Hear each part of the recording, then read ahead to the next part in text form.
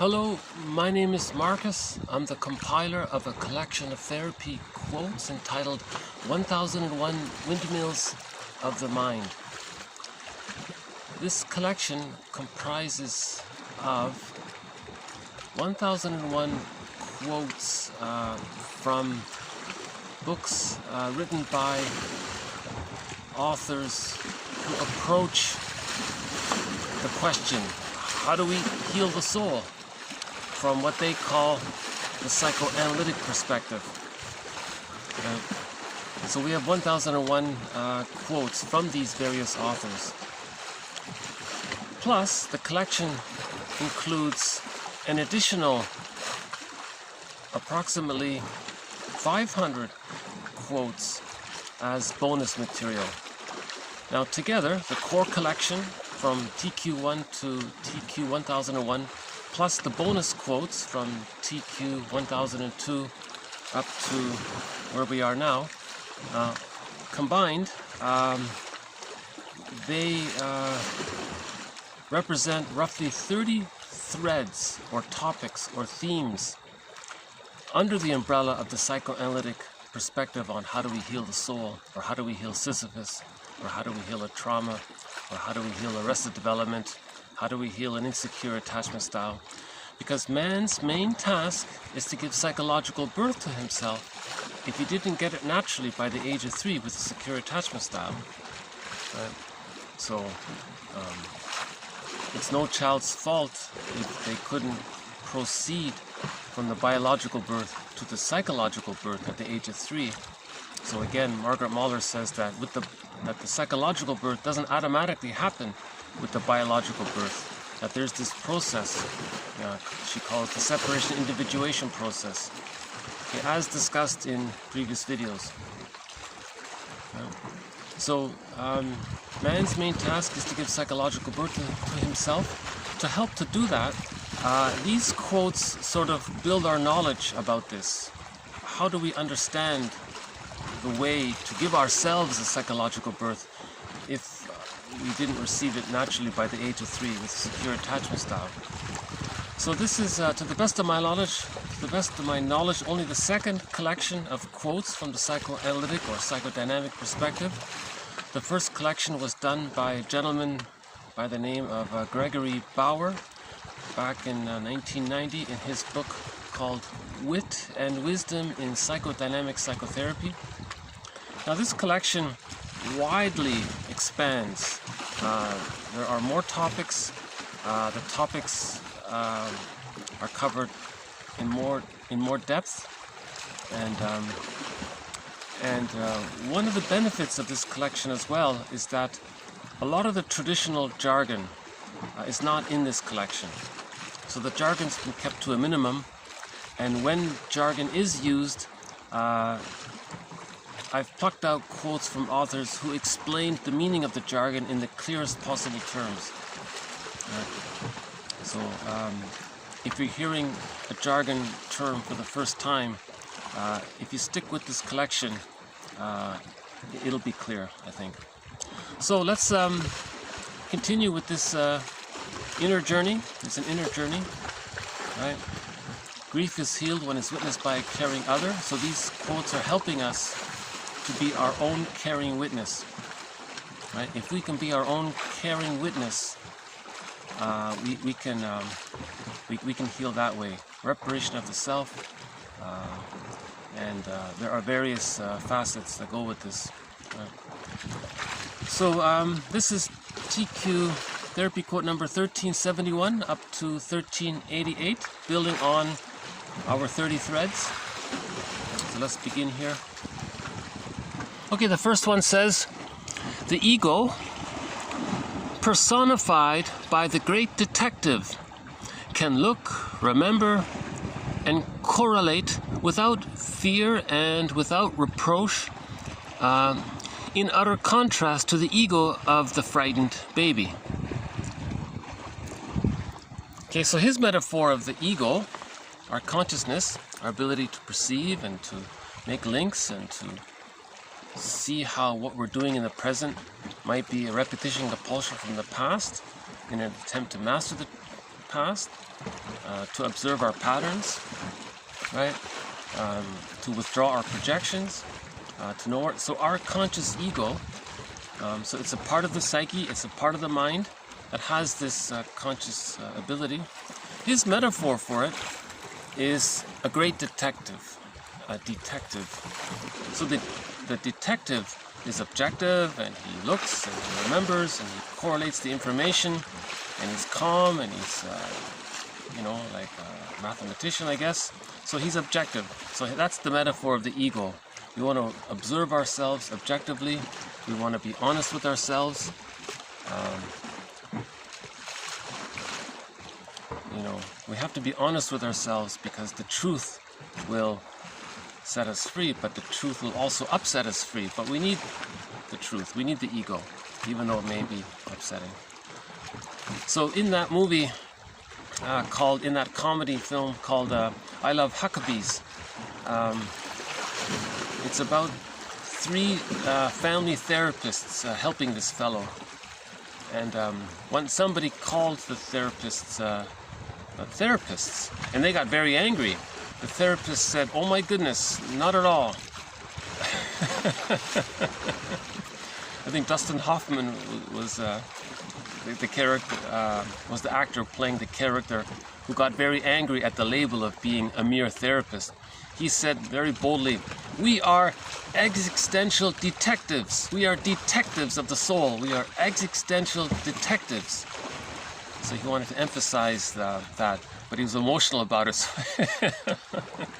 So it's very. That's quite a funny film. One of the best features why I recommend this film is because in that movie they offer an example of an interpretation. You see, the character there, the protagonist, this guy named Albert, he was sort of living an unfulfilling life. He was sabotaging his success, and the existential detectives said to him at one point, you know, the reason you betray yourself and not become successful is because you learned it back in childhood. And then we saw a scene where the mother betrayed the child. The child was betrayed by the mother, and he learned it. And that's where you learned it here in your home here, in your childhood home. That's where you learned it. And that's why in the present you don't say what you feel. You encrypt the truth. So you're betraying your own feelings. So the interpretation was something like, the reason you betray yourself,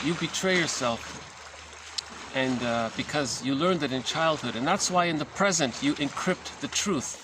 That's sort of an interpretation. That's not bad, I think. So the idea with an interpretation is you want to link a person's chief complaint in life. What's their chief complaint in their present life? Trace it back to where they may have learned it, what caused it, and then to see it being enacted out in the here and now, in the present, and to formulate an artful or poetic statement or sentence that links those 3 sides. If you can do it nicely and calmly, in a friendly tone, it'll help the person to make the connections, to make those links. So the ego makes links. The ego can digest and synthesize the information from the links. So we need a conscious ego. So his metaphor here is that the ego is like a detective, you see. Because if you're calm, you can make the links. Now when there's trauma, the soul fragments. The person doesn't want to make associations. They don't want to know what caused this or what caused that. They do what's called compartmentalizations. Their feelings go in a box and it gets buried. Their thoughts around those feelings go in another box and they get buried. Then he manufactures some new thoughts based on the false self, and things are fragmented in the soul. You see? So we need the ego to heal the soul. The soul is fragmented, so we want to synthesize. So analysis leads to synthesis. So the work of the detective is to help us to synthesize, to bring together, to re-own, to reintegrate, to no longer deny, to no longer use compartmentalization and repression and denial and projection and projective identification, reaction formation, the moral defense, identification with the aggressor, the false self, and all of these defense mechanisms. We don't need them anymore. they become existential hearsay. All defense mechanisms are used. The child uses defense mechanisms to deal with persecutory anxiety, the anxiety of thinking maybe he's going to be abandoned by the mother or he's going to be punished by the mother. So the baby does these maneuvers of the mind to buffer the pain. Right? Now, these defense mechanisms, as discussed in yesterday's video by that quote from John Bradshaw, yes, they help the child to survive, but after the age of 5, they block your growth. You see? So now after the age of 5, we want to notice these defense mechanisms so that we can, because we're older, we can accept the feelings now, and then we can be free, right? Emotionally free. So I like that metaphor here. Again, the ego, if we were to personify the ego, if we were to, you know, like in our fantasy, if we were to ask ourselves, gee, what would a good, healthy ego be like as a person? How can we make it as a person? How can we personify the ego? Well, what about a good detective? A good detective. So you think about your favorite detective. Okay, so maybe that's why we like shows like, detective shows. They're collecting information, and, you know, Perry Mason and all of these shows. There's a show called Judd for the Defense, so he's like a detective as well. So any kind of show with where there's a good lawyer, you know, or a smart lawyer, you might admire that because they're like a detective, right? Or a good judge, let's say. Right? So that's an example of the ego. You see, judge, they're kind of like surrogate egos for society, right? Okay. Okay. So the ego, like the detective, can look, observe, remember. They don't deny. They accept it. They correlate. They synthesize. Make links. They're doing this calmly, without fear, without In contrast to the ego of the frightened baby. The frightened baby really doesn't have much of an ego. He can't observe, or he can't have empathy for his mother if the mother's traumatizing the baby. The ego is squelched. One author says that the baby's ego becomes submerged. Submerged. He's not in touch with his own ego. The baby doesn't have access to his ego because he has to submerge his ego into his unconscious. It's called the submerged ego, or the unconscious ego. Now, the unconscious ego is dealing with all of those frightening memories. That consumes a lot of our energy, and it can lead to emotional fatigue and burnout and so on. Okay, so again, the movie is I Love Huckabees. I think Dustin Hoffman is in there. Lily Tomlin is in there. So it's a comedy, right? Much of the movie is kind of parts of it are annoying or uninteresting, but there are parts of it that are very valuable, especially that interpretation for Albert. That alone, that scene alone, offering an interpretation about how Albert betrays himself, and that's why he encrypts the truth and how he learned it in childhood. That scene is worth the entire movie. I would, watch that movie just for that interpretation. It's one of the best examples of psychological interpretation. Right? Huckabee, I think it's just the name of some department store. There's a side comedy. One of the characters works for some department store about it, and she's making advertisements for it. So it's a frivolous movie. It's kind of silly. It's a mixture of nonsense, some frivolous elements, and the very helpful element about the interpretation. So it's an odd movie. It's an odd movie. But again, I highly recommend it for the interpretation. I would say forgive the movie for the other stuff if it offers that great interpretation, Okay. So the bottom line is we all need to be our own existential detectives. This collection, 1001 Windmills of the Mind, helps, I believe, can help anyone to become their own existential detective, along with Gregory Bauer's book. Right? These quotes represent the best sort of thoughts from some of the greatest minds in this area of how do we heal the soul. How do we give ourselves a psychological birth if we didn't get it? Okay, the next one here is in reference to one of the greatest, in my opinion, one of the greatest psychological detectives or existential detectives is at the same time one of our mentors, Edmund Bergler. So this author says, okay, when I was a young analyst, Edmund Bergler's books were influential. Bergler was opposed to divorce because he believed that following the repetition compulsion, one remarries the same person under a different name. Okay. And we played that song once before. Same script, different cast. What was it? It was a duet. One of the singers was, what's her name? Oh, Whitney Houston. So if you look up the song, same script, different cast by Whitney Houston, and I forgot the other singer's name. So this is sort of similar. So this, I like this quote because it acknowledges that Edmund Bergler was a big name in the 50s and 60s. He helped to make psychoanalysis popular. Now, he's considered the second most prolific author of psychoanalysis. Now, to my mind, if we're just thinking about the English language, to my mind, he's the #1 most prolific author of psychoanalysis, because Freud wrote in German, and the translators just confused everyone and maybe had their agendas around it. Maybe parts of it were okay, but maybe too much of it was distorted.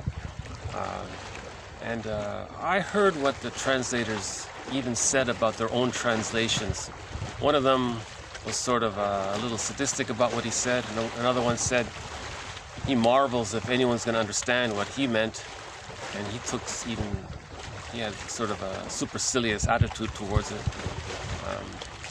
So if we remember that Freud only wrote in German, then Edmund Bergler in the English language is the #1 most prolific author of psychoanalysis. And a lot of people wonder, why isn't his name more recognized? And I thought it was because of his theory about why people sort of sabotage their success. He had a theory around that, covered in the core collection, which I call the 4 steps. So I won't go over it now, but Edmund Bergler has a theory about why people are not as happy as they could be. And someone said, that theory is very troublesome. He called it humanity's 4th narcissistic injury. People don't want to hear it. I thought maybe that's why. Now, here's a quote that suggests another reason why we don't hear much about Edmund Bergler. So I thought maybe it's because of this. I'm not sure. So here's the next one here. Okay, Dr. Edmund Bergler stirred up a hornet's nest when, in his book, The Writer and Psychoanalysis, he suggested that writers were, in a very real sense, tied to Mama's apron springs. It was only natural that literary critics should have trained or got their heaviest ironic guns out on the venturesome doctor. Okay, so all these literary people, they got out their pens and were attacking Edmund Bergler, the venturesome doctor. How dare the doctor say we're all mama boys? Okay. And that the writers, and he said, oh yeah, and by the way, therapists should give writers, don't criticize writers, right? And that the writers themselves should have viewed his impartial study. He was a detective. Edmund Bergler was being a detective. It was an impartial study, right? So this author is saying, you know, these literary people who write all these trashy novels and so on, they got angry, right? Because they thought it was a gross violation of the immunity implied in the quote. Somebody said, before the artist, analysis must lay down its interpretations, basically. In other words, I don't know where this came from, but maybe there was this idea that writers were so important and they were so skillful in their writing. We shouldn't question them and analyze them and what are their motives. And so Bergler was the first one to come along and say, wait a minute, all of these writers are coming to me for help. So he's trying to help them. And the results of this is in a book called The Writer and Psychoanalysis. He wrote 24 books, so one of them is called The Writer and Psychoanalysis. And he objectively, like a detective, explained what was going on with these therapists. A lot of them were writing as a defense mechanism against their original pain. They weren't facing their original pain. They weren't trying to heal themselves. They were trying to deny that they were hurt. And their writing was basically a defense mechanism. Just one long rationalization or distraction or straw man or fantasy or just to amuse others or to show off or those kinds of things. So Bergler wasn't a fan of a lot of these novels, and he thought they were very boring because they're just defense mechanisms. The authors weren't looking at the truth. That he even speculated, you know, some of these authors, they're very prolific. They write 100 novels or whatever, and all they're doing is throwing out words because they're trying to feed themselves. They're trying to nurture themselves. They're trying to produce beautiful words or clever words, and they admire it, and it's like they're feeding themselves. So the metaphor was that the words were like milk. So the writer was he was trying to be both the mother to himself and the child for himself. He was trying to feed himself with his words. It was sort of just a metaphor. People got outraged at this idea. And I'm thinking maybe this is why no publisher talks about Edmund Bergler. Maybe he's part of this. Maybe. I don't know. There's a video on YouTube, if you look up Edmund Bergler, The Architecture of the Subconscious. The person who made that video also talks about this big question mark about why don't we hear about Edmund Bergler. He's the #1 most prolific author of psychoanalysis in the English language. 300 papers, 24 books. He wrote about almost everything under the sun. So if you fill in the blank, so here's my exercise for you. Fill in the blank. The psychology of. Now, whatever you might put in that blank, or whatever you just did put in that blank, there's a good chance Edmund Bergler talked about it. See? So, oh, got a seagull here.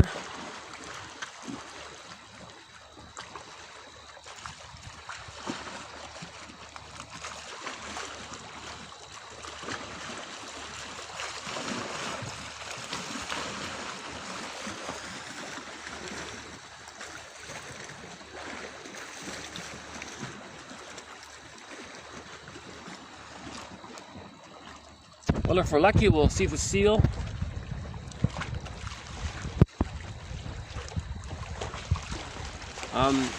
Yeah, so Edmund Bergler is one of the mentors in this series. he's made immense contributions to this collection. Immense contributions. He talks about things that nobody else wants to talk about. He's the venturesome, what did he say here? The venturesome doctor.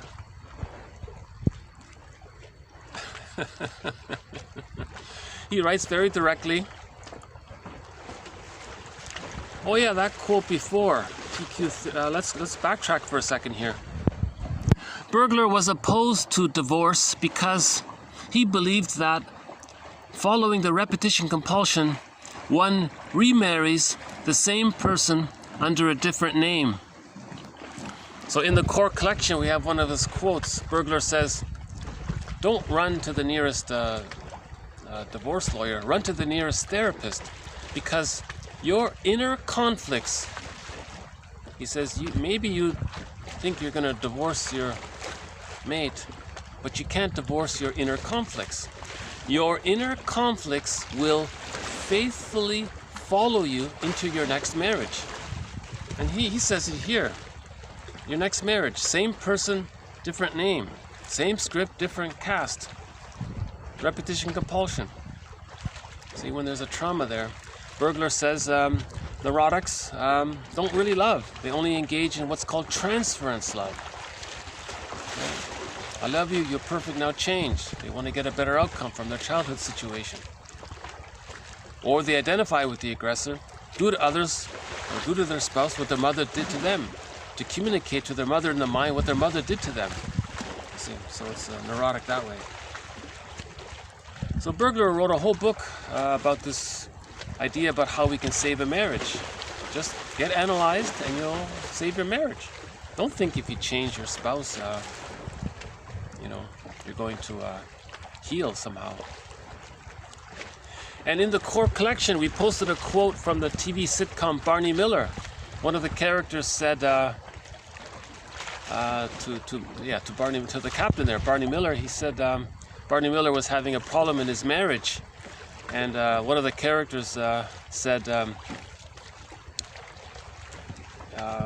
regarding marriage and divorce and all that. He said, Captain, Chief, one can. If the horse has a broken leg, he said, no, marriage is like a horse with a broken leg. You can shoot it, but that don't save the horse. But that don't save the marriage. How did I go again? Marriage is like a horse with a broken leg. You can shoot it, but that don't save the marriage. Something like that. It's in the core collection. If you look up Barney Miller, oh boy. I don't remember which episode that was. So we have a thread in this series. We have a lot of interesting quotes from TV shows and movies. Right? Yeah, so that's another one of his books called Unhappy Marriage and Divorce, Neurotic Marriage and Divorce, something like that. He has another book called Divorce Won't Help. Divorce Won't Help. That's a good book as well. Oh, hold on. We've got something new here. Some kind of airplane.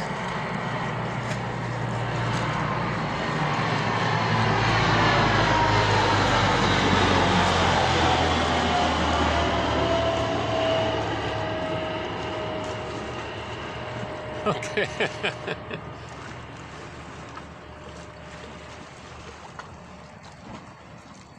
That's something new.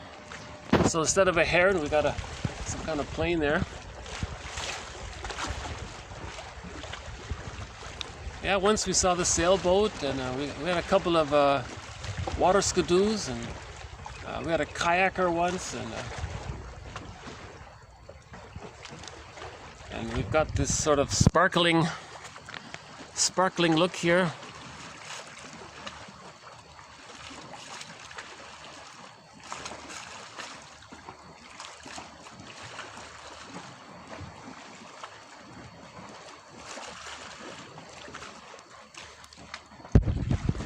So I'm guessing maybe that's why we don't hear much about Edmund Bergler.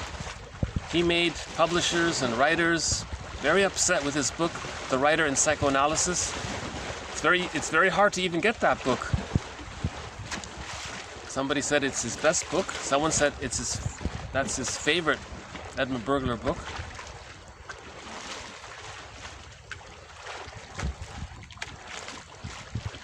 Okay, this next author makes reference to the next two quotes also come from authors who were influenced by Bergler. It is the outpouring of words which Dr. Bergler seeks first to explain. And this, he believes, is the writer's symbolic demonstration of his ability to be his own mother, to substitute at will a wonderful stream of words comparable in its sustained rhythmic flow, and above all in its emotionally stimulating quality, to the stream of milk which made glorious his infant days. Okay, so that's what upset everybody. That right there, that's what made everybody so angry and made everyone turn against one of the world's greatest psychotherapists, you know. In other words, Bergler was saying a lot of writers have the narcissistic pattern. Now, what is the narcissistic pattern? The narcissistic pattern is the fusion between the image of the self and the image of the other. That's why he's still tied to mother's apron strings. He's still fused there. And he's trying to either feed himself so he can leave the mother, or he's angry at mother and he wants to differentiate. And he's caught there. And the writers never looked at that. The writers didn't want to admit that they had the narcissistic pattern. They didn't want to look at the psychological underpinnings of why they're writing what they're writing. The rage to, right? It's all disguise. So maybe the publishing industry got together on them or something. Huge mistake, because Bergler's, really trying to help people. He's a detective. You gotta listen to the detective, the good judge, and he wasn't corrupt. He had no agenda. He was very sensitive. He was very, I feel he was really quite determined to heal himself and to heal others. He was very specific and very diligent, and he wrote kind of directly, and he had a sense of humor. But he wasn't malicious against people. I never felt that. So, yeah. One more from somebody. Oh, this is from Time magazine. But they didn't include who the author of the article was. But this unknown reviewer for one of Bergler's books said, according to Bergler, the writer's function is that of a man erecting a prefabricated house. In writing, he merely assembles slabs of his inner conflicts and his repressed desires in story form. You see? So this is pretty good. He's summarizing what Bergler's point, right? All the writer's doing, whatever story he creates, the foundation of the story are the slabs of his inner conflicts and his repressed wishes, and then he puts it in some kind of, that's the foundation for a story, but he doesn't look at the foundation of it all.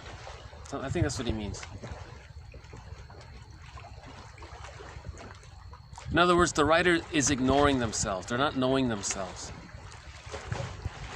Right?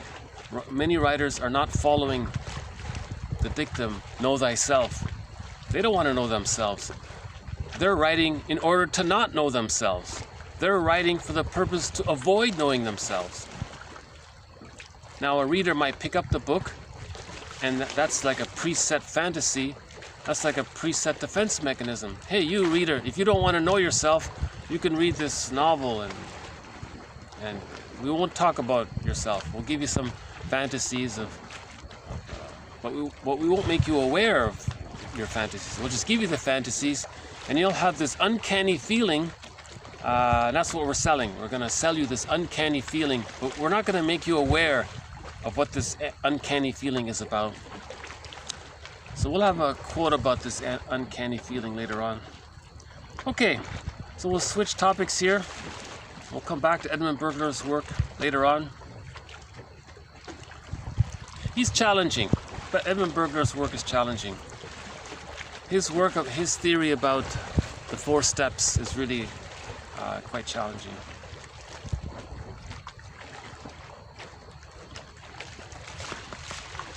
Okay, let's move on here. Next one. Okay, the analysis begins to move only when at least one part of the client's ego has realized that the analyst has no intention of punishing him, but is adopting a position of benevolent neutrality towards him.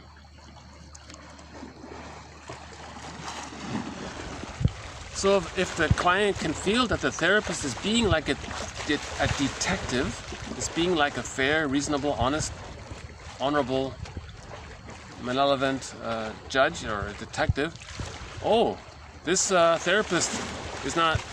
See, what happens is a lot of therapists are covert, they're corrupt. They use their clients to meet their narcissistic needs, right? So a lot of therapists are corrupt. That's why in that movie, I Love Huckabees, the guy didn't want to be called a therapist because there's a lot of corruption in the industry, right? I think a lot of people complain, they go for help, and the therapist is just flattered by the one-up position and getting paid for it, and the guy leaves worse off. In many cases, there's a lot of complaints about it. Not all of it, obviously, but there's a lot of complaints about therapists. I think maybe that's what's going on.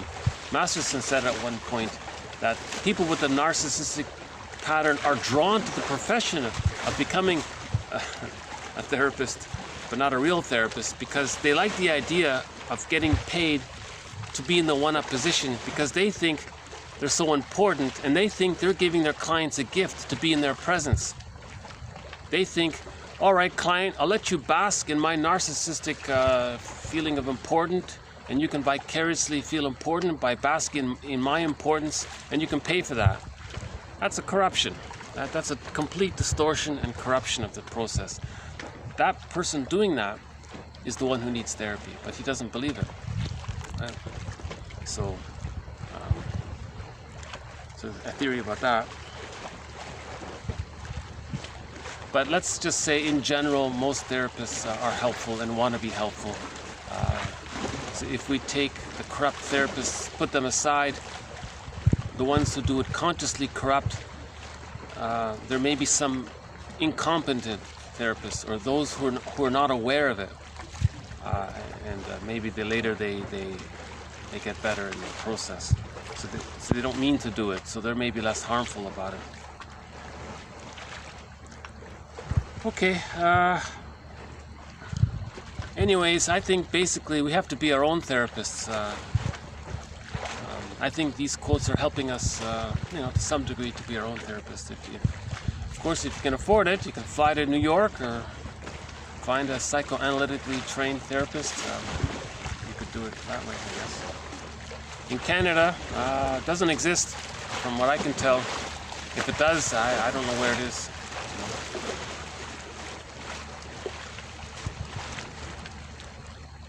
So we've got a little boat there.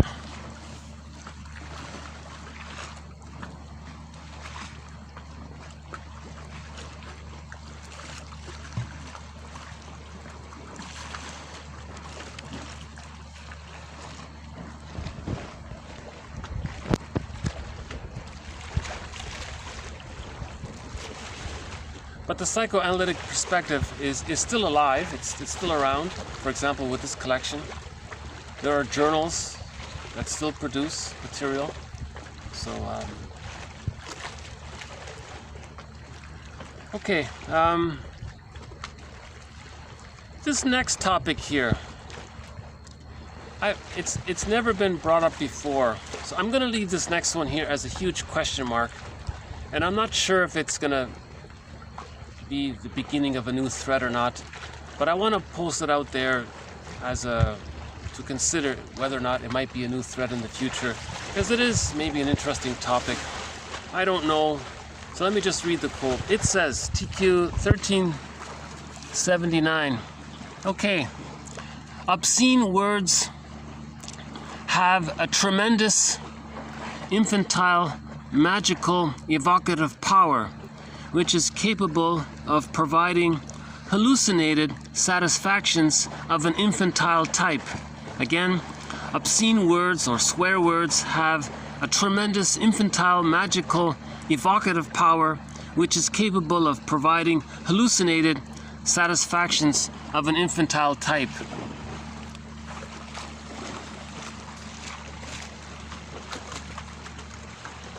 What he means is, so again, question mark, just a tentative, just part of our brainstorming here. Someone said, when the nursing goes foul, when the mother's not breastfeeding properly, or when the nursing has gone wrong, okay? Now, what's the baby doing when he's nursing? Okay, he's suckling, he's sucking, right? When he's nursing. Now, let's say there's a problem there. The baby can't vocalize it, he can't express his anger, he's very passive, he's very helpless. The child doesn't have vocal skills, he can barely make a cooing sound, I guess. But the memory's there. Let's say he's frustrated at the sucking, right? At the breastfeeding. Let's say he's frustrated there. Okay, he grows up. Now he has vocabulary. The theory is, if you trace back the root of the F word, and you go back and trace it to its source, it shares the same etymology as the word that the baby has to suck, right? Now the person uses the F word, he is now finally saying his anger at his mother that he wanted to be fed properly. So when someone shouts that obscene, disturbing word, and is angry and he's enraged, he wants to put someone down, and there's a violent quality to it, because the baby was terrified at not being fed properly. So the baby wanted to be violent towards the breast mother in his desperation to be fed properly, but he couldn't. Okay? Now there's a delayed onset. There's a delayed onset of his anger. So now later on he grows up and you see teenagers going around using the F word. And maybe they're saying that now they're going to say their anger at their mother. And some mothers might ask themselves, gee, why is my son saying the F word? Is that because I didn't feed him properly? Is he talking about he wanted to be nurtured properly? Is he angry about that? That's the question mark. We don't know. We're not blaming the mother. But his theory was that there's a link between those two words, right? The S-U-C-K and the F word, right? He said there's a link there. So it expresses the infantile rage. The baby couldn't express his infantile rage and not being fed properly. Later on, he expresses his infantile rage, and it has this forceful, angry, violent attitude, right? Because that's what the baby would have wanted to have expressed, but he couldn't. It's in his memory, and now he's to master the pain of that trauma in the repetition compulsion. He's trying to say, so when the person is using obscene words, he's trying to say to his mother how angry he was at not being fed properly. That's sort of the basic idea. So I'm not sure. Again, question mark. We'll see if we can follow up on that in the future. Okay, let's move on to the next one. Okay, midlife. Roughly between 40 and 60, or 35 to 50, or somewhere in that area.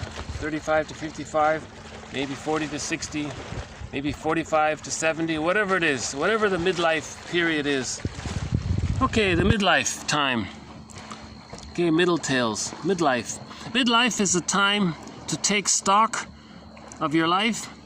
Middle age presents us with a different set of tasks. It is a time to search for meaning in our lives.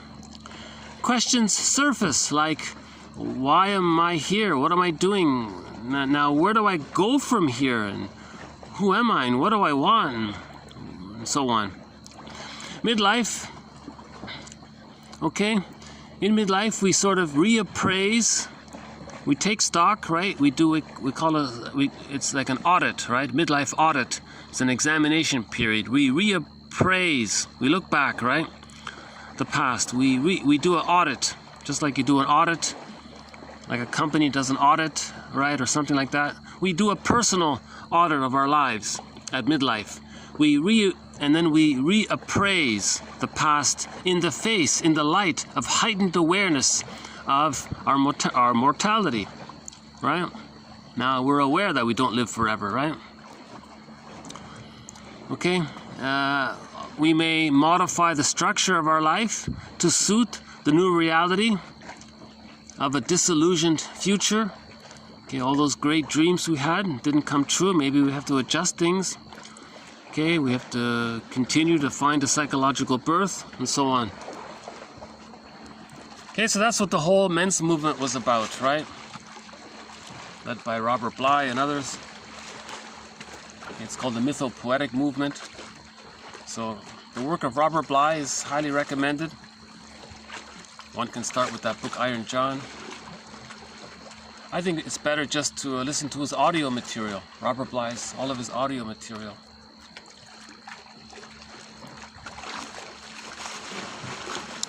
One of the Golden Windmills of the Mind Award was issued to Alan Chinnon's 4 books on the midlife phase.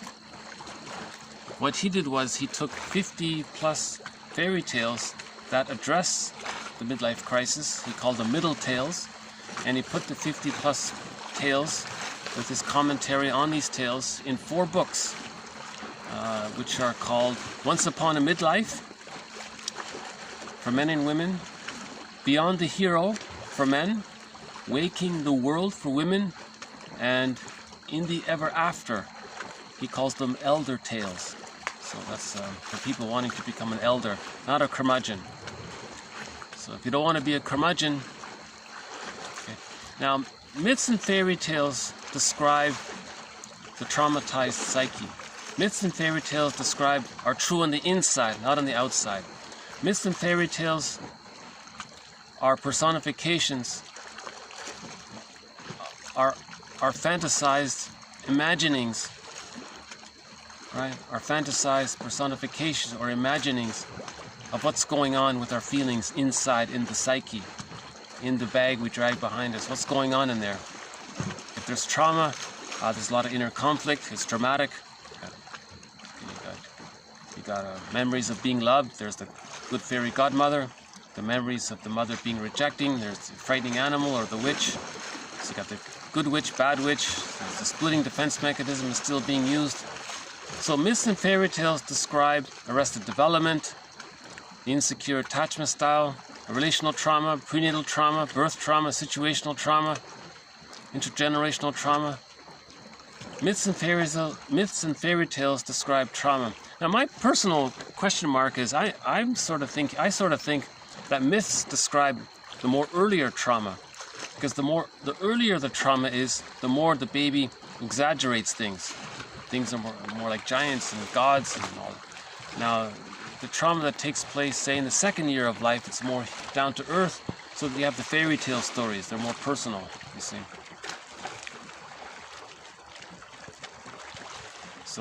So in other words, myths and fairy tales were the psychology of the past.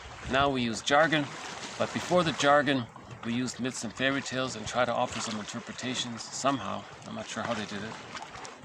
But, they would act it out, they would role play it or something. You know. Do a dance around it. Not sure. I think the jargon is helpful. Okay, let's move on here.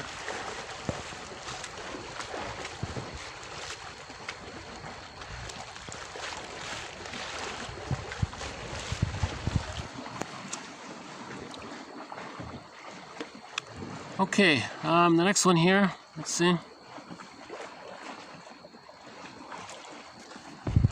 hold on. Sometimes it's hard to find the cursor in the sunlight here. Hold on a sec.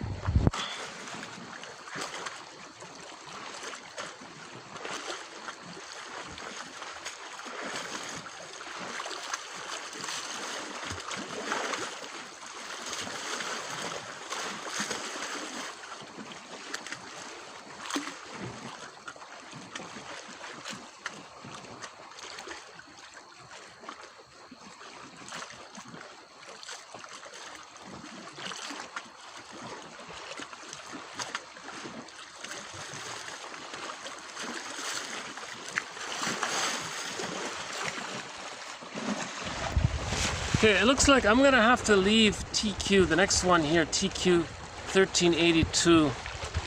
It's gonna be posted below, the next quote here, TQ 82 by auto rank. I think I've accidentally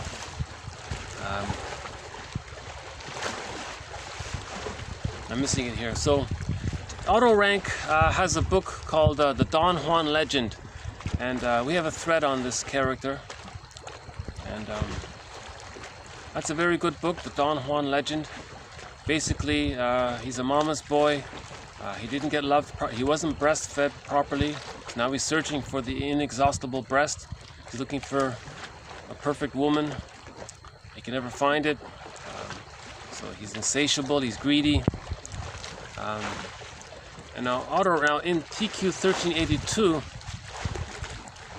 the metaphor is that the reason he's chasing, because every time he's chasing, the stone guest appears, and he's running away from the stone guest. So the stone guest is the absent mother chasing him. He feels that he's being chased by the absent mother. He's chasing the absent mother, but she's absent, so he's running away from the absent mother. But you see, so there's a confusion there, because the image of the self and the image of the mother are blurred, they're fused. He's trying to be his own mother. He can't, so he's searching for the goddess. He can't find it. So he's a Don Juan, and he's aggressive, he's greedy, he's rude, he doesn't care, he's in a panic, he's manic, right? And what's chasing him? What's he running away from? He's running away from the stone guest. That's the metaphor for the absent mother. That was sort of his idea here.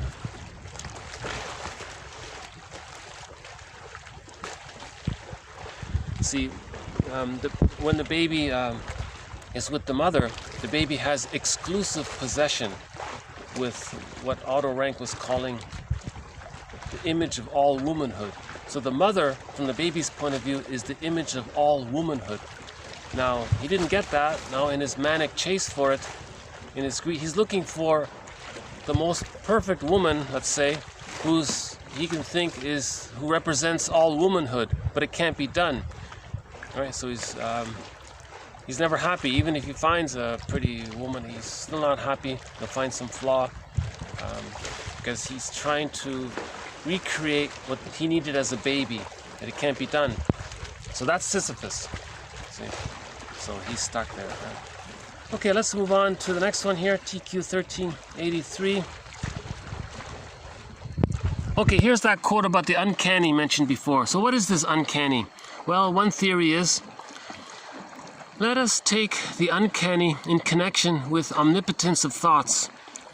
And as soon as something actually happens in our lives which seems to support the old discarded belief in magical thinking, we get the feeling of the uncanny. Another way of saying it is, the uncanny results from a loss of the distinction between imagination and reality. So the child thinks, so he says here, the baby has omnipotence of thoughts. That comes from the idea that when the baby's in the womb, he has a thought, let's say, a wish, a need. It gets met automatically. Now in the extended womb after birth, the same thing continues. The baby has a need. It's like he has a thought, he needs this. And the mother is attuned and meets the need. So the theory is, he thinks he's like a little god, magical thinking. He has a thought and it gets met. He has a wish, it gets met. It's all about him. Now, if that doesn't get resolved, in future life, if we have some of these magical thoughts in our fantasy, let's say, and something comes true, we may say, "Oh, that's uncanny. I was sort of thinking of that, and here it's true." Did he create that? So that odd sort of feeling, did he cause it? Was it his thoughts that made that happen? Okay, so that blurring there, that confusion, he's calling that the uncanny. Okay, so that's one theory about that. Okay, the next one here. Okay, well look, okay, we have a thread on symbiosis, so we'll add one more quote on our topic on symbiosis. Okay, the purpose of the symbiosis is to protect the immature ego of the child against too early stress in order to enable him to mature and begin differentiating. Now, if the symbiosis has been erratic or too tight, and if the mother has been ambivalent towards the child and to her own role as a mother, the child struggles to differentiate himself early. The child struggles to differentiate himself early. I think, right? So if the baby's not getting his symbiotic needs met, he's having a problem, basically. In this case, the child has not had time enough to collect sufficient basic trust. Okay, so if the baby has to separate from the mother prematurely, he didn't have enough time to collect sufficient basic trust. And then they have a forever searching anxiety. They are always on the go and do not look for their mothers for emotional refueling, so they've given up on their mothers, let's say. In the differentiation phase, following a secure and healthy symbiosis, the baby's curiosity is great. Okay, think about that movie, Baby's Day Out, right? Now the mother has to give up her symbiotic mothering and encourage the child's need of more distance. Her task is now rather to exist as a secure base in the child's world. Okay? So the mother's role switches. In the beginning, the mother's role was to be the extended breast, right? The stage of symbiosis. Humans come out of the womb too early. Mothers are meant to make the baby think he's still in the womb. So the mother's holding the baby, feeding the baby according to the baby's needs, and the baby still thinks he's in the womb. So he's fused there, thinking that the mother is an extension of him. Just like in the womb environment was sort of there for him. The womb environment was there for him. After birth, the mother is there for him, according to his needs. Now, that's called the stage of symbiosis. The baby doesn't know where he ends and his mother begins. It's all about him. You see? Now, if there's a problem there, okay, so let's say there isn't a problem there. If there's not a problem there, right, the child can leave the mother comfortably. He can differentiate.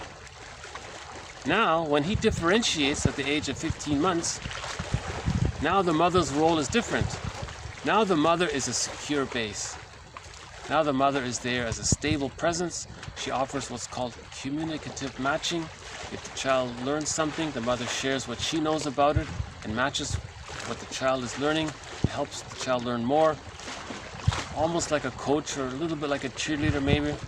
But she's not, after 15 months, she's a secure base from which the child uses this secure base to feel safe enough to explore and learn. And he runs back for refueling. But this refueling is not for symbiosis. The symbiotic needs already got met. The baby's not meant to regress to that oneness. That oneness is meant to be achieved by the age of 15 months. Then he differentiates. Now, if the child doesn't differentiate, he's going to spend the rest of his life in battle with his mother. He'll give up on his actual mother and project the rejecting mother onto the world or onto other people or onto institutions or onto other things or places or whatever, anything he wants. So he either will expect others to meet their symbiotic needs, it can't be done, or in the narcissistic pattern, he identifies with the aggressor, okay, the mother was refusing and rejecting, the baby becomes like that. He becomes refusing and rejecting. Okay, that's the narcissistic pattern. He's fused there. He identifies with the mother, he becomes her, and then does to others what his mother did to him to communicate that that's what his mother did to him. That's a narcissistic pattern. It's Sisyphus. He can spend his whole life devaluing, putting others down, because he's constantly trying to express his... He's constantly trying to say what he didn't want. He didn't want to be devalued and rejected. So how does he communicate that? He does it in his behavior to communicate what his mother did to him and to say that he didn't like it. And he wants others to say, hey, I don't like it. See, that's what he's trying to say to his mother. Called projective identification. So this symbiosis, it's a huge important concept in this theory. Okay, it's a major phase of development. Okay, sometimes it's called the psychological egg. Okay, so for the biological birth, the metaphor is the baby came out of the womb or the uterus. That was like coming out. That's like hatching out of an egg. That's for the biological birth. Next, the baby is merged with the mother in his thinking and feeling, right? And who he is and who the mother is, the fusion there, the symbiosis. That's like a second egg. Now this second egg we're calling the psychological egg. Now the child needs this psychological egg. He needs to get enough basic trust. He needs to establish and take in, what did he say here?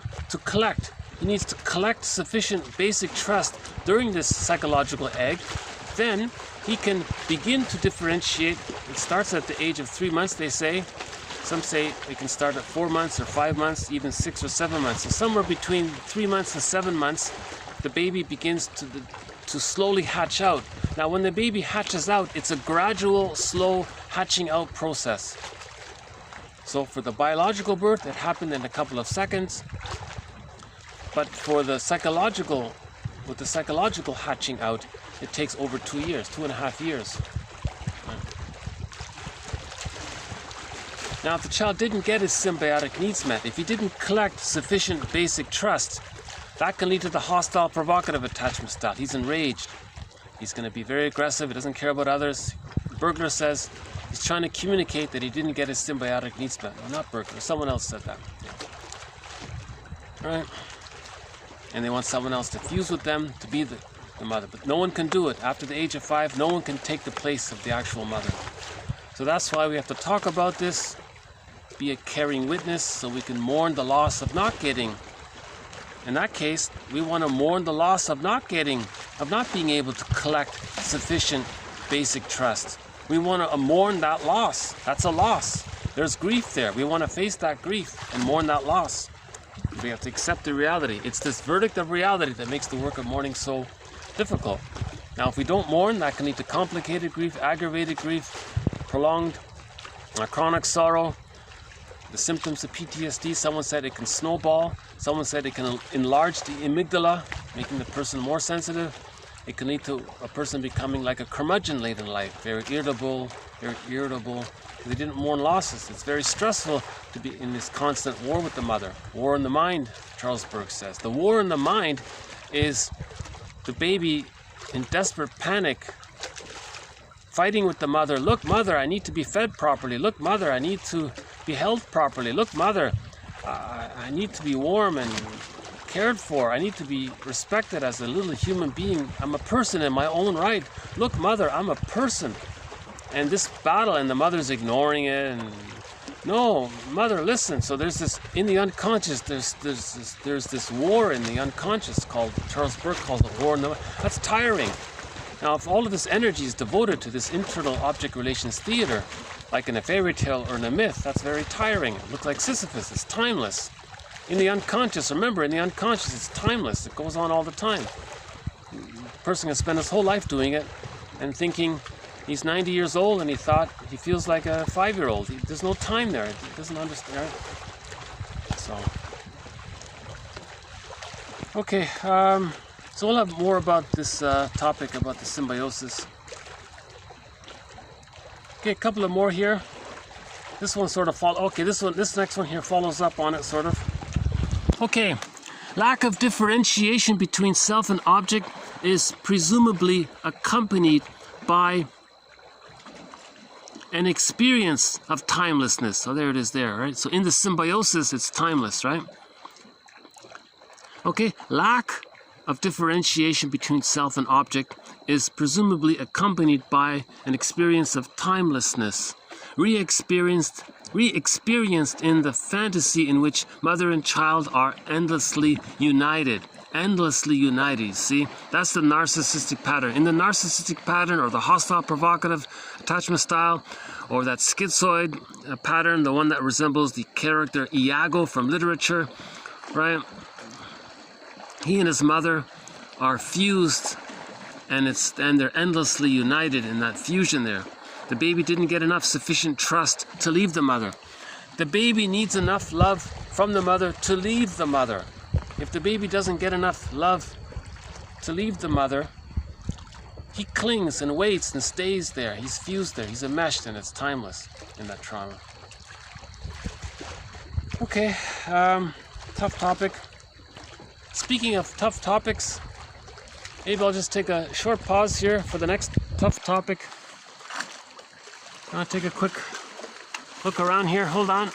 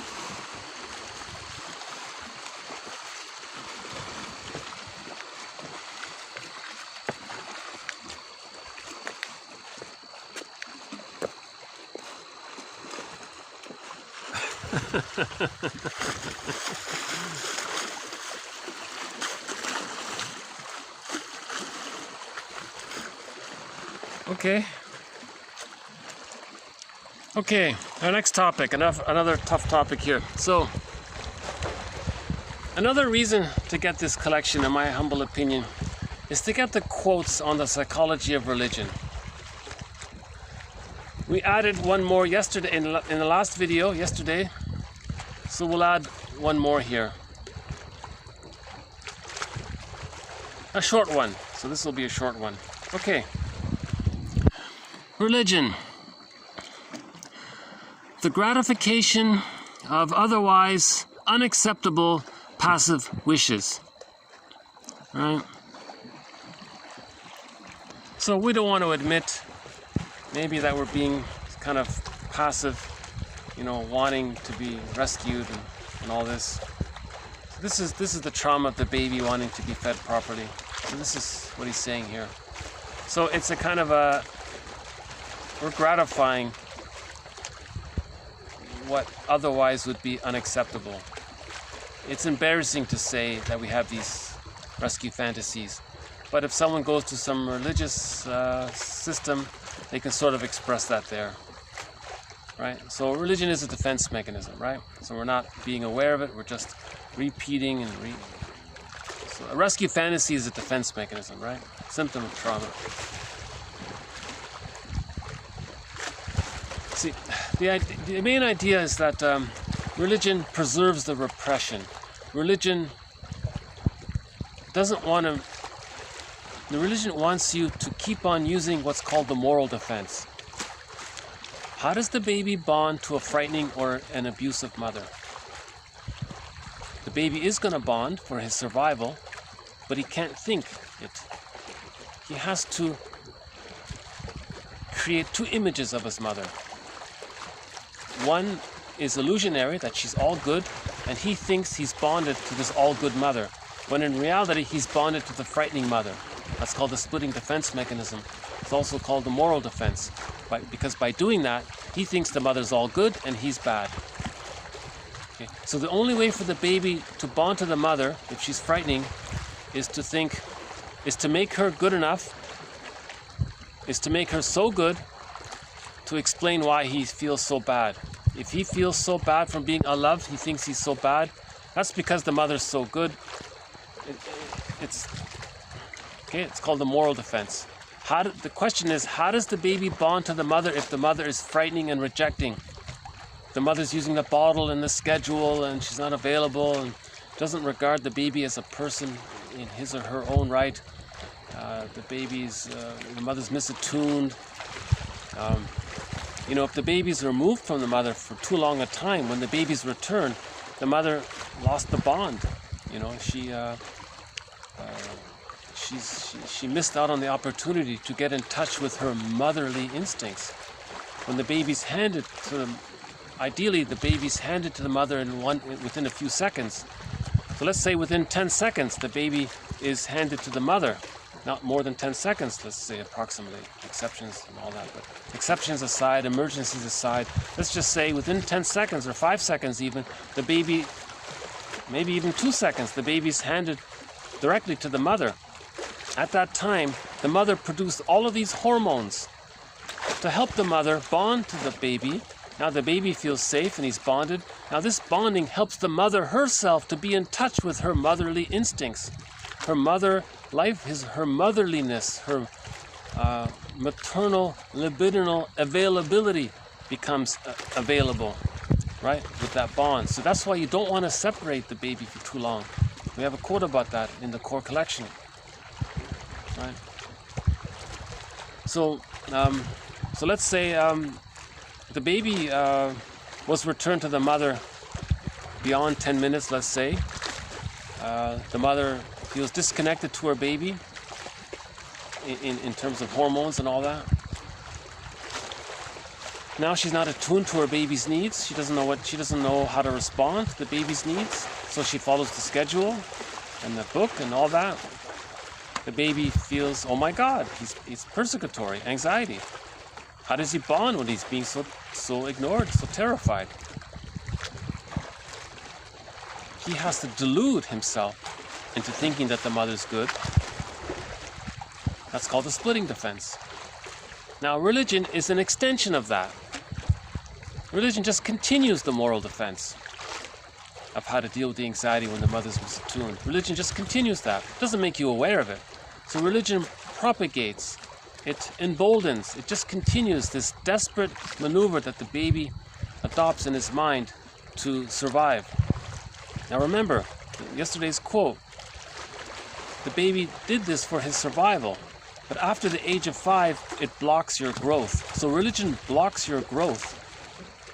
Religion keeps you in that passive childlike state. That's what he means here by the passive side of it. Passive side of it keeps you in that child state. So religion promotes that, what we're calling here, what Fairbairn calls the moral defense.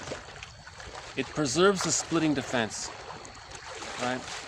It preserves the repression. Now remember, when there's repression of one side, when there's repression, then there's projection.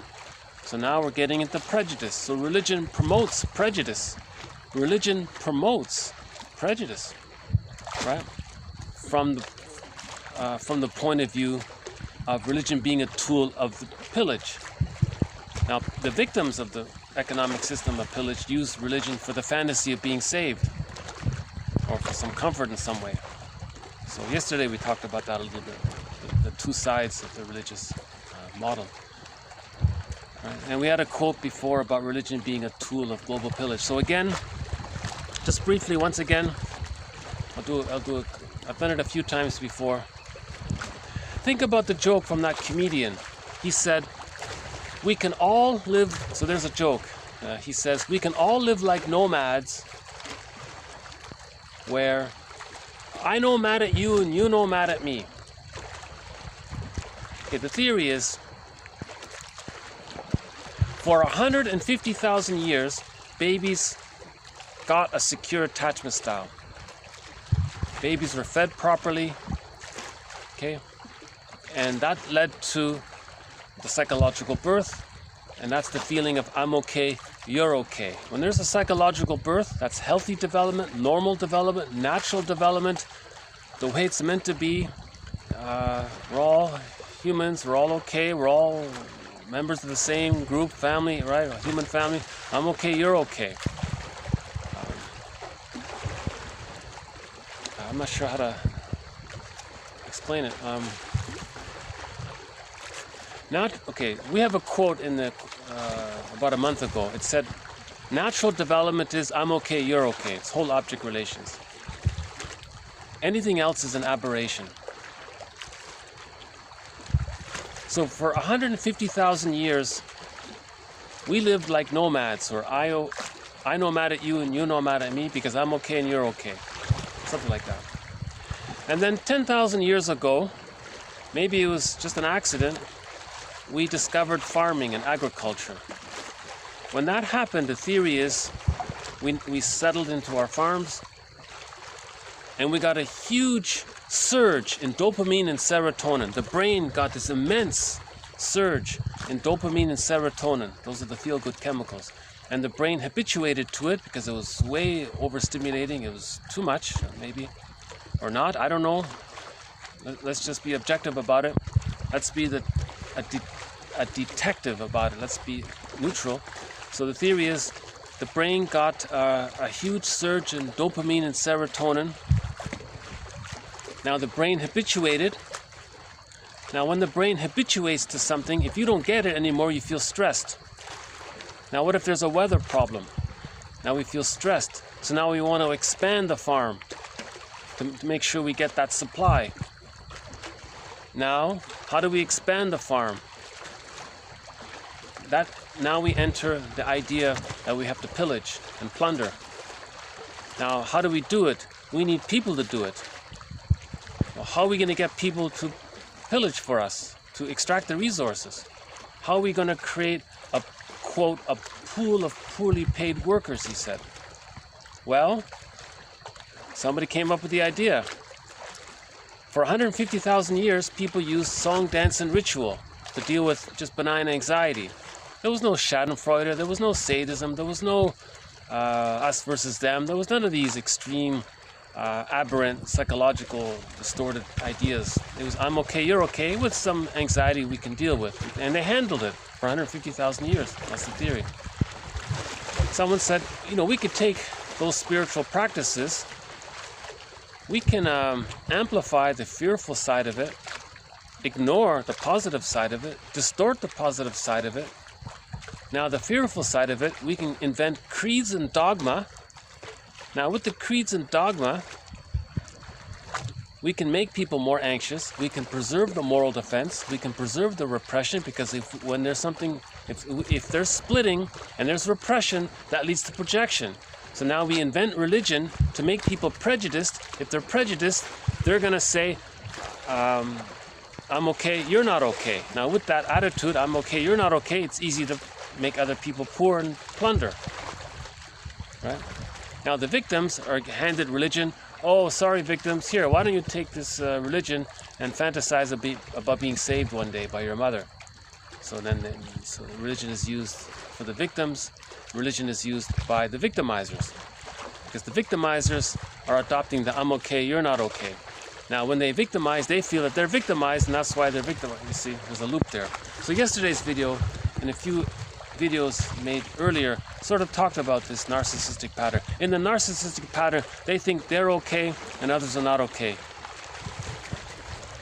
Okay, so let me clarify. In the beginning, the baby thinks the mother's okay and he's not okay. That's the moral defense. That's how the baby bonds to his mother. He has to think that the mother's okay to preserve the bond. So because the mother's a giantess in the nursery, and his small size and him being unloved and all that and devalued and misattuned, he thinks, okay. The baby thinks, I'm not okay and mother's okay. Okay? Now in normal development, that gets resolved. The baby thinks, oh, I got love. Oh, I'm okay. Oh, and mother's okay too. That's I'm okay, you're okay. So normally it starts off with the baby thinking, I'm not okay, mother's okay. At the age of 3, it's I'm okay, you're okay. Okay? That's what's supposed to happen.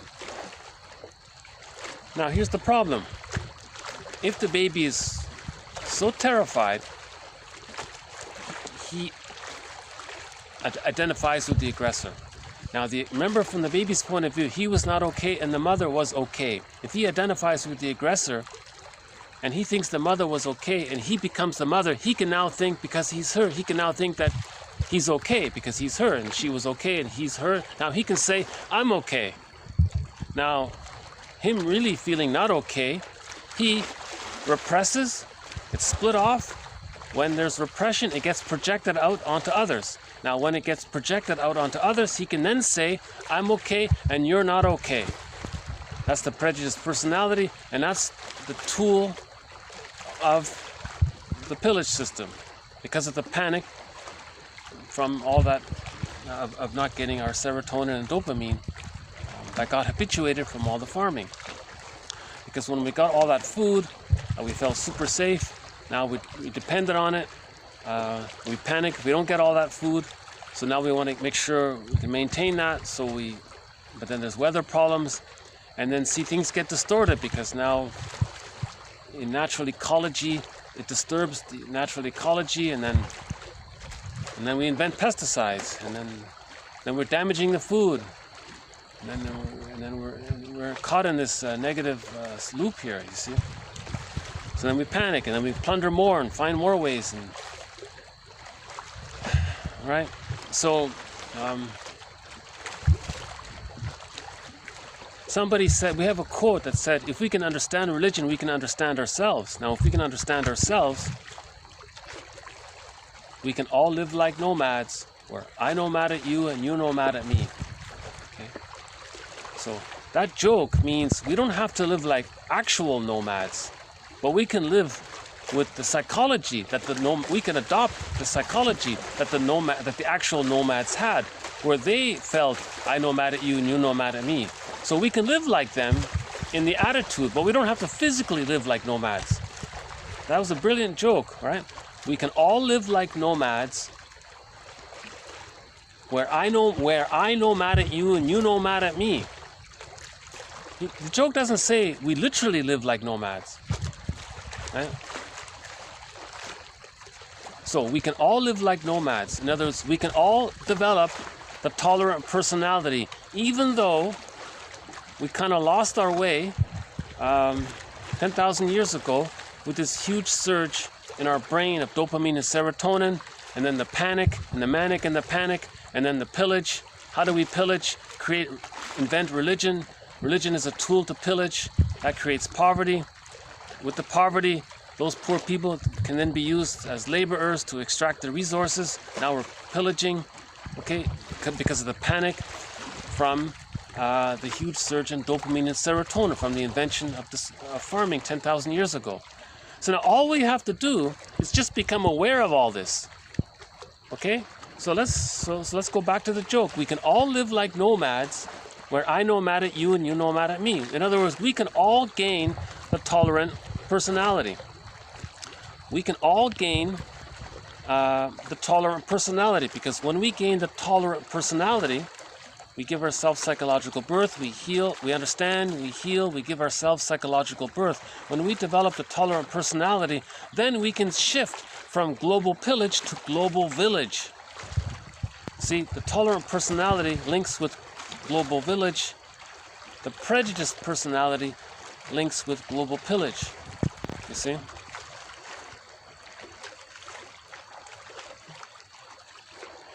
I'm going to see if I can improve on this rant in future videos. Because although it sounds simplistic and reductionistic and overly simplified, I think it feels like there's some truth to it. If I may say so. Something's there. We need to add more details to it. We need to, find more support for it. But something seems to be going on there. Okay, so we'll okay, let's finish up here with this religious quote here. So the second part was, okay, religion is a natural defense against man's knowledge of his mortality.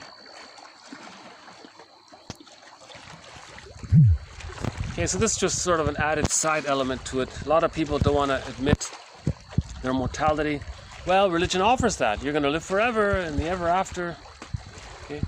So that taps into the unconscious feeling of timelessness. If we're traumatized, how are we doing here with the recording? How's the lighting? Is it still okay here?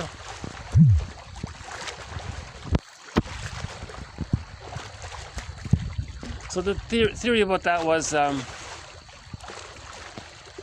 remember, if we have a lot of unconscious trauma in our psyche, there's a feeling of timelessness there. Now religion says, hey, you can live forever in the ever after and all this. So there's that uncanny feeling.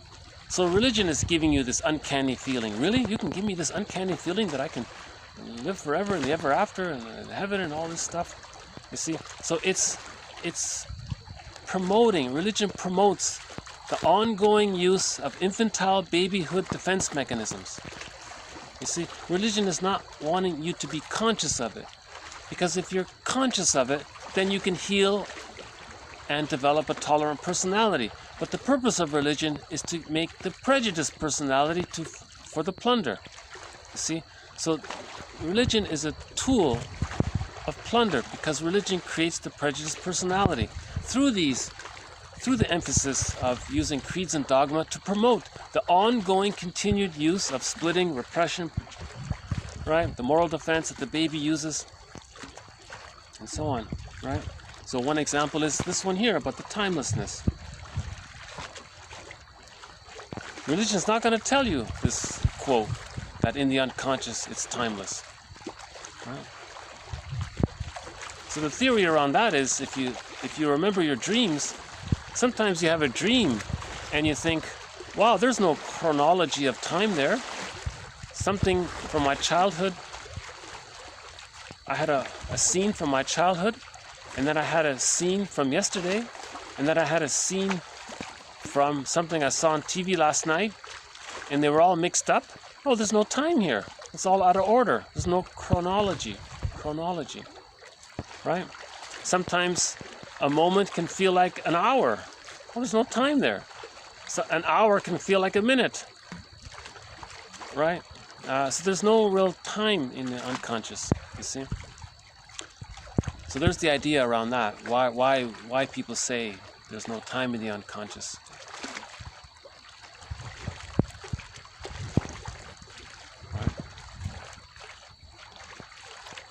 Yeah, we'll have to follow up on that one. I think that's a big topic. Okay, we've got two more quotes here.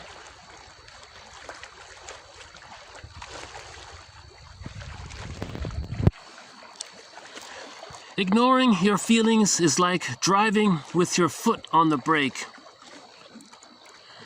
Consequences of neuroses. Okay, some of the consequences of ignoring your feelings.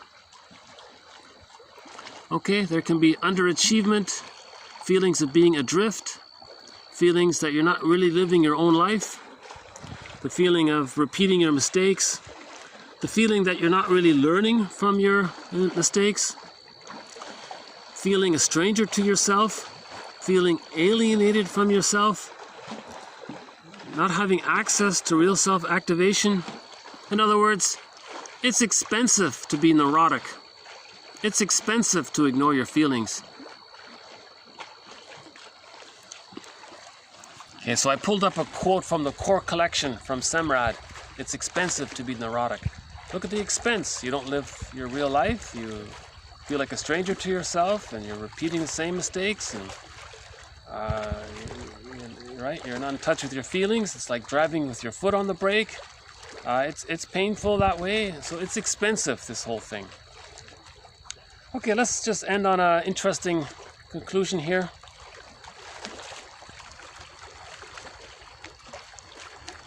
Okay, hold on a sec.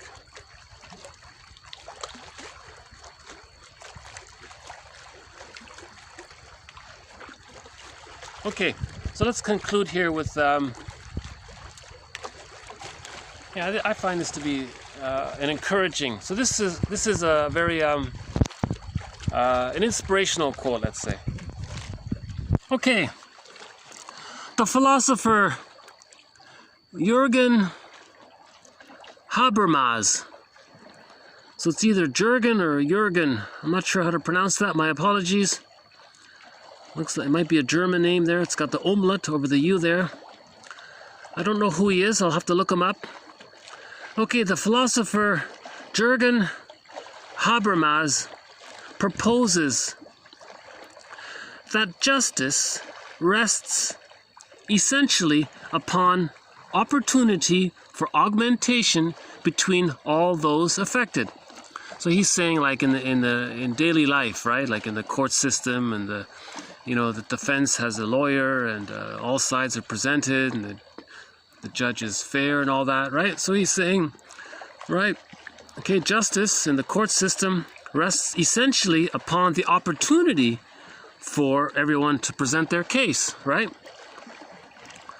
I'd like to suggest, okay, now this, the author of this quote here, Rayner, right? So Rayner says, I'd like to suggest, or Rayner would like to suggest, that psychoanalytic theory, psychoanalytic therapy, okay, psychoanalysis is likewise a constructive augmentation.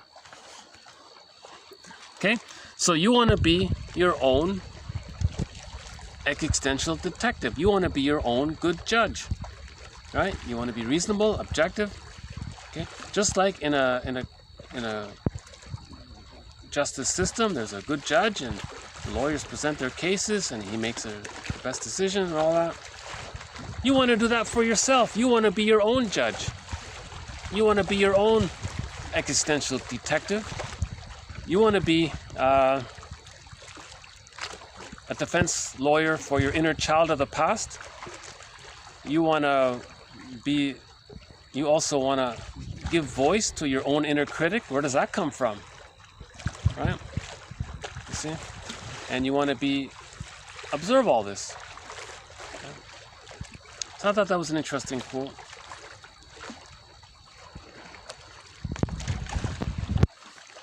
So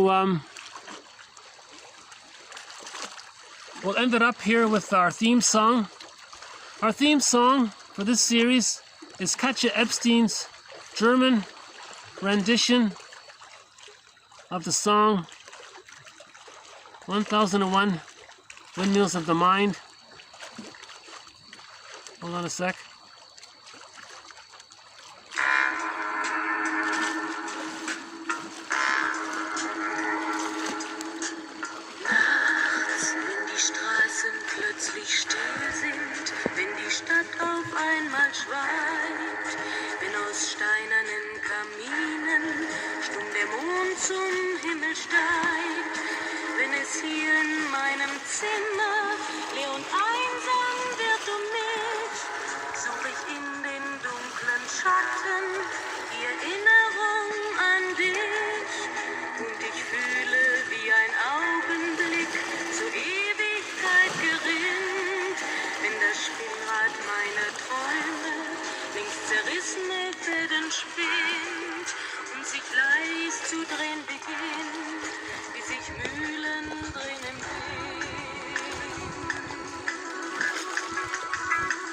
Okay, so thank you very much.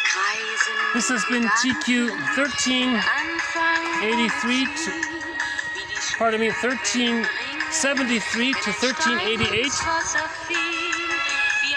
We started off with, hold on a sec.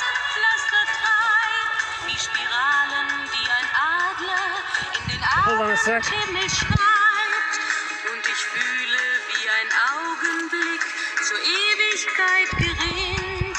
We started off with the metaphor of the ego being like a detective. Each person is tasked, is called to be their own existential detective. Each person wants to build the ego, prepare the ego, strengthen the ego. Okay? Another way of saying it is, each person is meant to be their own existential detective.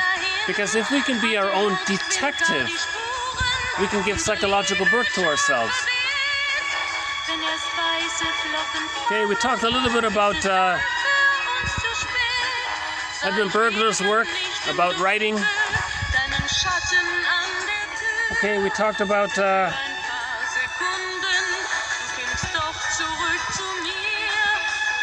if the therapist trusts, if the client trusts the therapist and thinks he's being neutral and kind, healing can take place. If the client doesn't trust the therapist, forget it, it's not going to work. Okay, the theory about obscene words. So if you hear people using those swear words, maybe they're angry at being not breastfed properly. Midlife.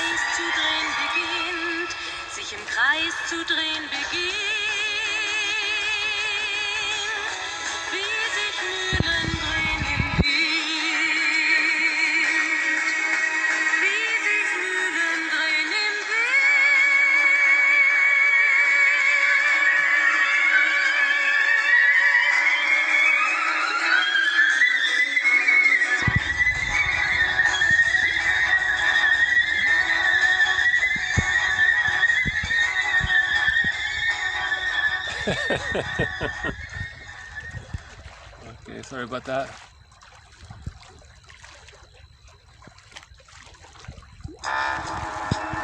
Okay, that quote from Otto Rank, it's posted below. Okay, this theory about the uncanny. You see, yeah, we mentioned that about the religion. Maybe they want to promote that uncanny feeling, but not explain it. Well, that's so uncanny. I was thinking things would get better, and now things are getting better. But why are they getting better? Okay, the important about symbiosis, we talked about that. The timelessness of the unconscious. Ignoring your feelings is like driving with your foot on the brake. That can lead to emotional fatigue. It's expensive to be neurotic. And we ended here one with the courtroom metaphor.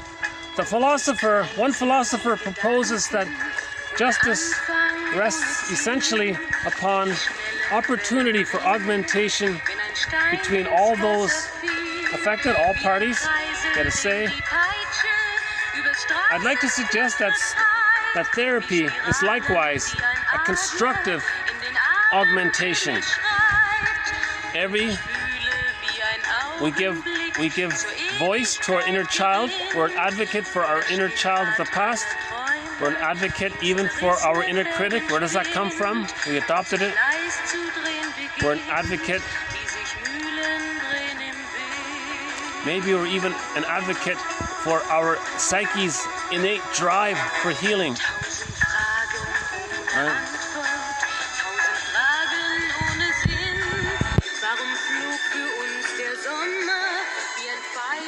Schnell dahin hat der Herbstwind gar die Spuren unserer Liebe schon verweht.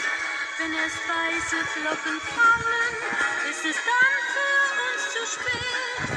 Seit eben nicht im Dunkel, deinen Schatten an der Tür. Hoffe für ein paar Sekunden, du kommst doch zurück zu mir. Doch warum sich selbst belügen, längst ist meinem Herzen klar, dass der Pulsschlag dieser Hoffnung nur mein eigener Schatten war.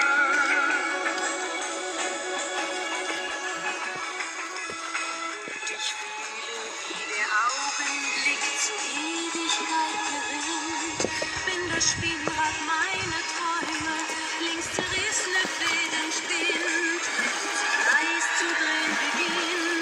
sich im Kreis zu drehen beginnt, wie sich Mühlen drehen im Wind, wie sich Mühlen drehen im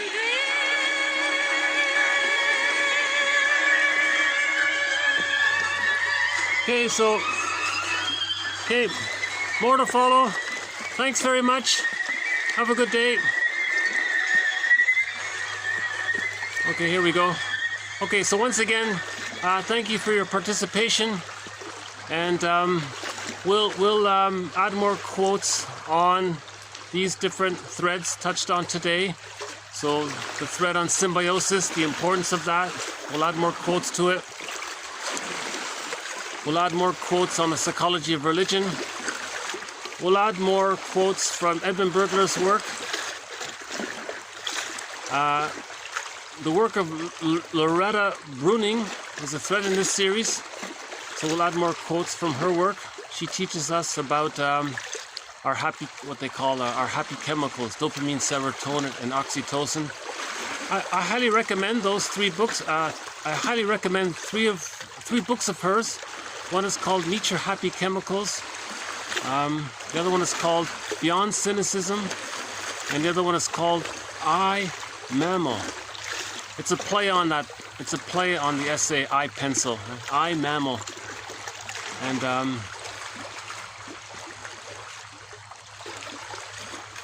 yeah, if you can get Bergler's book, The Writer and Psychoanalysis, it's interesting. Actually, Bergler has a book. Speaking about that philosopher at the end there, Bergler has a book about, he uses a metaphor actually of the courtroom.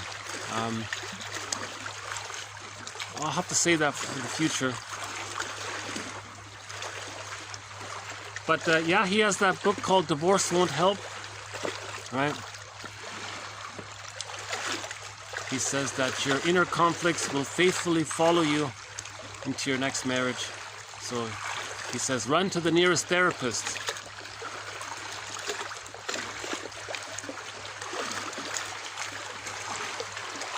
How's the view here? Yeah, it's hard. It's sometimes hard to get the lighting right. Okay. Well, you know, I must admit, it would be fun to answer some questions if people came up. If somehow I can, maybe in the future, I can maybe do these live. People can post questions. You know, maybe I can handle the trolls. You know, if a troll is saying something negative, I can say, well, you're devaluing in what you're saying. Does this remind you of anything in your childhood? Was there ever any devaluing things being said in your childhood home? Maybe you're repeating it. Maybe you're trying to communicate what your childhood was like. You know, so maybe I can handle the trolls. But I think hopefully, if I do these live in the future, my sincere hope is that there'll be curious people who are interested in the psychoanalytic perspective, who want to advance this material. Again, I'm not a therapist, I'm not a doctor or a specialist in any way. I'm a ordinary guy, and you know, I have a BA. That's about it, right? So, but I took an interest in this material when I reached midlife at about 40. I started to take an interest in this material, and it's helped a lot. Someone calls this material philosophical medicine. So these quotes, you know, traditionally have been referred to as philosophical medicine. I think there's some truth to that. These quotes have a sort of philosophical, medicinal quality to it. Because I say that because sometimes I'll post a quote and I'll get a dream that helps me heal some of my own infantile amnesia. I want to bring up what's in my infantile amnesia so it doesn't bother me anymore, right? Unconsciously. So if you read something, if you read a good quote or a good poem or even a song lyric, and you get a dream about something from early on that you never had before, that's healing. You're facing some of that infantile amnesia. Remember, infantile amnesia comes from the trauma, right? Now we're not going to completely, obviously, we're not going to completely heal it all, but the mentors in this series are Edmund Bergler, as mentioned in this video a little bit, Melanie Klein, William Fairbairn, James Masterson, Karen Horney, and Margaret Mahler. Those are our mentors in this series. They all come from a perspective called object relations theory. Okay, So that concept of object relations theory, that was explained in previous videos. Okay. It means we have the baby has an interpersonal relationship with his mother. He internalizes it. Now, because it fragments, it becomes like an internal theater. That's the internal object relations world. And that influences how we later on relate externally in our interpersonal world. So we live in two worlds. Right? And in that comedy movie, Two Worlds, that French fantasy movie, so it's a French movie, it's a fantasy comedy movie, I think it's 2007. The guy was living in two worlds. That was the metaphor. He was transposed to his unconscious world, and when he did some work there, his interpersonal world in the present improved. That was a very good metaphor of Melanie Klein's quote there, how we live in two worlds. So we'll have more quotes from our mentors. We'll have more quotes from Klein, Mahler, Fairbairn, Masterson, Bergler, and Horney.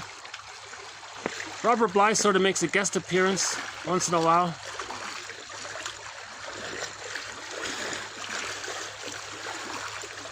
Okay, so I guess with that, I'll just close the video for today.